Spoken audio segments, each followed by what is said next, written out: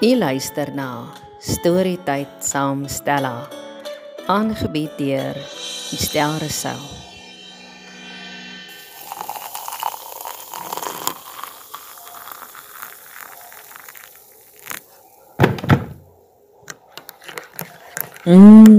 Daar's daar maar min dinge, so heerlik, soos 'n sterk koppie moerkoffie. Is nogals waaraan hierdie storie my laat dink. Sy naam is Stofstorm. Makwasi, Julie 1967. Dit was dorstyd op die plaas toe ons daar aankom. Die spanne werkers was aan die lande om die mieliekoppe te pluk wat hulle in kunsmissakke op hoope op die land gepak het. 'n trekker het die dorsmasjien van een hoop na die ander gesleep. Daar was nog nie mieliestroopers nie. Die wêreld het krioel van die veldmuise wat in hulle hordes opgedaag het om die afval mieliepitte neste toe te dra. Ons het ons besig gehou deur hulle met tuisgemaakte pyl en boë te jag. Ons grootste vermaak was egter om saam met die werkers se kinders op die kafhope te speel. Die randjies wat so een van die huis af was ons jagveld. Daar het ons muisvoëls en duwe en mossies met ketties geskiet en saam met die ander kinders oor die vuur gebraai. Hulle het ons gewys hoe om grondbrood te bak. Dit was hulle naam vir brood wat in 'n uitgeholde muurshoop wat as bakoond ingestaan het, gebak is. Vir ons dorpenaars was gebraaide duwe en grondbrood 'n koningsmaal. Oom Klaas het ons vroeg in die môre opgejaag en voordat ons in die oggend by die huis weg is, het ons elkeen 'n paar beskuite en 'n beker koffie deurgewerk. Breakfast was eers teen 9 uur se koers en dan het dan Nelly by die dorsvloer opgedaag met pap en wors en eiers saam met tuisgebakte brood en koffie. Soms was daar niertjies by die pap of soms weer fyn vleis. Die werkers het hulle eie kos van die stadte af saamgedra. Dit was so om en by 7 uur se koers die betrokke oggend, wat ek, terwyl ons bietjie warmte om 'n miskoek en mieliestrong vuur gesoek het, die wolke op die westelike horison gesien het. Wat se wolke hang daar in die lug, oom? Wou ek weet, en het na die horison beduie. Kom dit reën? Oom Klaas het net een kyk gegee, en skielik het die orders soos masjiengewere geratel. Bring daar die trekker, hakkie sleepwa, hakkie dorsmasjien aan die fort en sleep hom stoor toe. Just, kom, die beeste moet terug kraal toe. Aaron, klim daar by die fort. As jy by die huis kom, sê vir my vrou sy moet die huis toemaak, en dan maak jy die skape by mekaar. Alles moet onder dakke in. Filamon, kom! Ons moet hierdie sakke mieliekoppe op daardie sleepwa kry, anders is daar môre niks oor nie.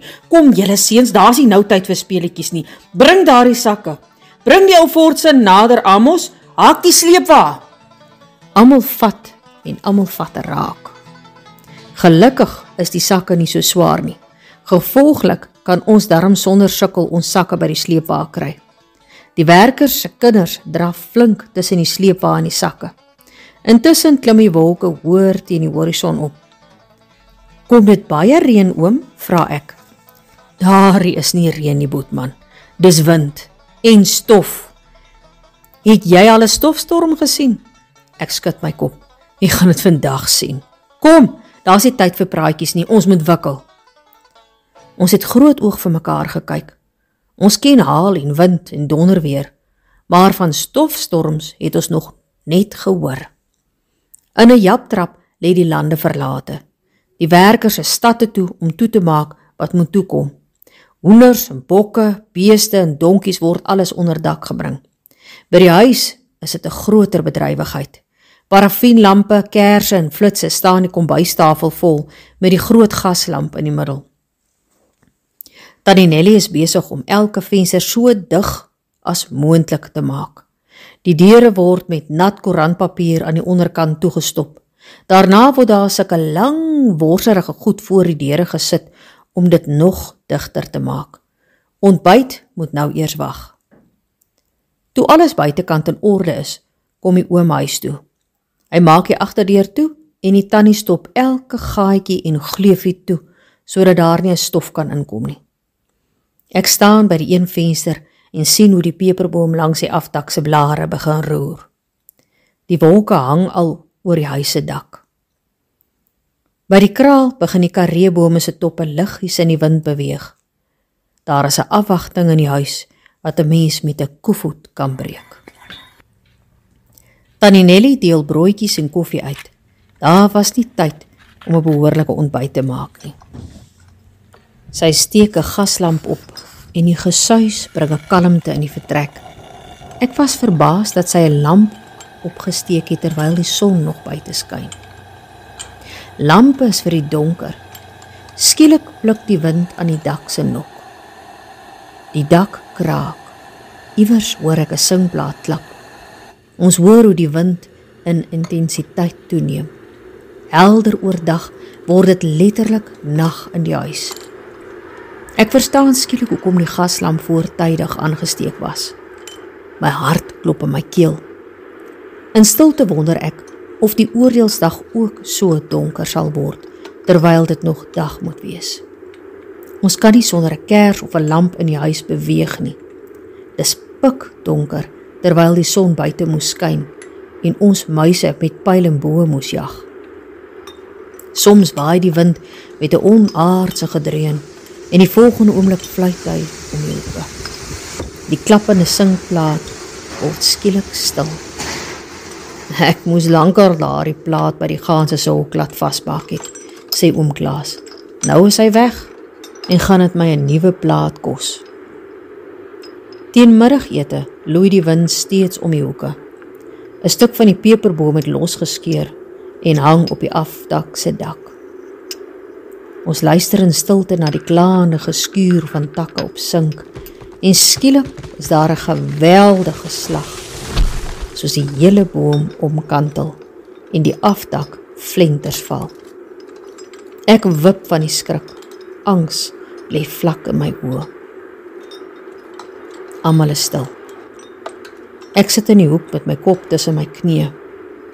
Oom Klaas se brakkie kruip styf teen my vas. Dit word 'n dag wat nie een van ons ooit sal vergeet nie.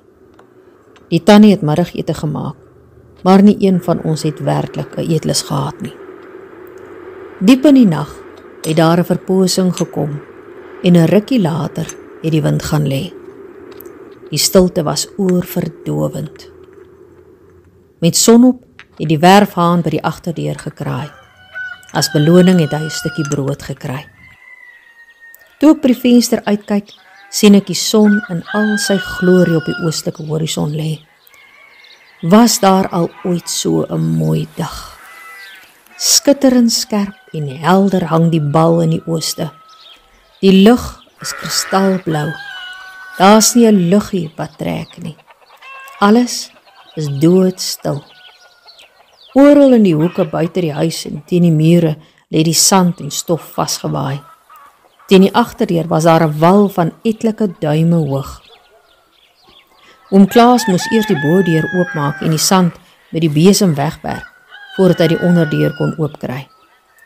Die singplaat het ons later gekry waar dit teen een van die kareebome by die kraal vasgewaai en om die stam gebuig het. Van die kafhoop by die lande was daar geen teken nie. Op party plekke het die lyndrade gaan lê soos die wind die droppers in die pale omgebuig het, as gevolg van die goed wat teen die drade vasgewaai het. Of dit van skok was en of dit uit respek was, weet ek nie. Maar ek het nie daardie dag so uitbundig soos altyd gespeel en gejag nie. Ek het stilte nodig gehad om hierdie ding te verwerk. Toe ek nou die ander dag, terwyl ek by Jasmyn met 'n beker moerkoffie in my hand na die foto's van 'n stofstorm in die Vrystaat op my selfoon sit en kyk, kon ek nie anders as om terug te dink aan daardie dag toe dit helder oordag donker geword het nie.